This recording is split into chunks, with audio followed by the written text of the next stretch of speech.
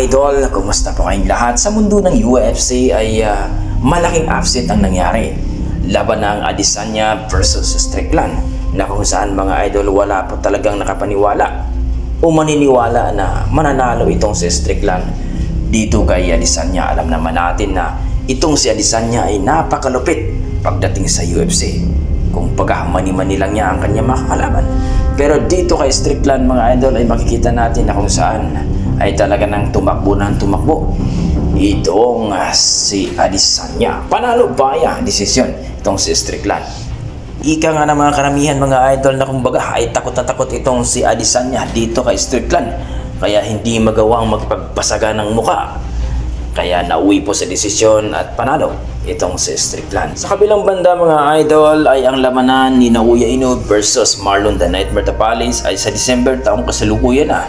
Well mga idol, marami pong nagsasabi na talagang maari daw ma-upset ang laban dito kay Naoya Inoue at ni Tapales sapagkat magulang sa magulang daw itong si Tapales.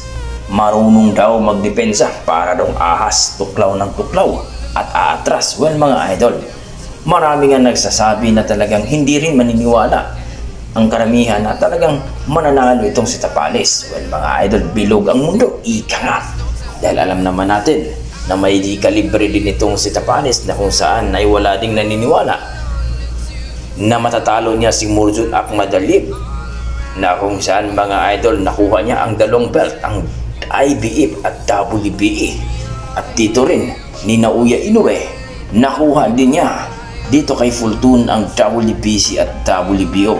Kaya ang mga challenger mga idol na ngayon maglalaban na sa Undisputed dito sa Super Bantamweight Division ay malalaman natin kung sino ba talaga sa kanila ang hihirangin bilang Undisputed Champion dito sa Super Bantamweight Division. Kayo mga idol, anong masasabi nyo dito?